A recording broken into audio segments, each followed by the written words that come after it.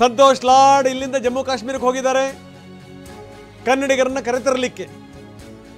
ಕನ್ನಡಿಗರ ರಕ್ಷಣೆಯ ಬಗ್ಗೆ ಲಾರ್ಡ್ ವಿವರವನ್ನು ಕೊಟ್ಟಿದ್ದಾರೆ ಕೇಂದ್ರ ಗೃಹ ಸಚಿವ ಅಮಿತ್ ಶಾ ಅವರಿಗೆ.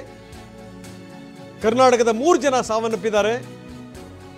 ಅದರ ಎಲ್ಲ ವಿವರಗಳನ್ನು ಕೂಡ ಸಂತೋಷ್ ಲಾಡ್ ಅಮಿತ್ ಶಾ ಅವರಿಗೆ ನೀಡಿದ್ದಾರೆ.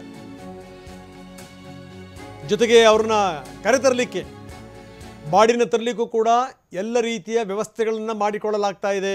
ಜೊತೆಗೇನು ಅಂದರೆ ಜಮ್ಮು ಕಾಶ್ಮೀರದ ಮುಖ್ಯಮಂತ್ರಿ ಒಮರ್ ಅಬ್ದುಲ್ಲಾ ಜೊತೆಗೂ ಕೂಡ ಅವರು ಮಾತುಕತೆ ನಡೆಸಿದ್ದಾರೆ. ಇದು ಸಂಗತಿ. ಒಂದು ಕಡೆಗೆ ಇದೆಲ್ಲ ನಡೀತಾ ಇದೆ, ಇನ್ನೊಂದು ಕಡೆಗೆ ಮುಂದಿನ ಕ್ರಮಗಳೇನೇನು ಅದಕ್ಕೆ ಸಂಬಂಧಪಟ್ಟಂಗೆ ಇವತ್ತು ಮಧ್ಯಾಹ್ನದಿಂದ ಒಂದಷ್ಟು ಸ್ಪಷ್ಟ ಚಿತ್ರಣ ಸಿಗುತ್ತೆ. ಸಂಜೆ ಅಂತೂ ವೆರಿ ಇಂಪಾರ್ಟೆಂಟ್ ಮೀಟಿಂಗ್ ಆದಮೇಲೆ ಸೇನೆಯ ಕಾರ್ಯಾಚರಣೆ ಏನು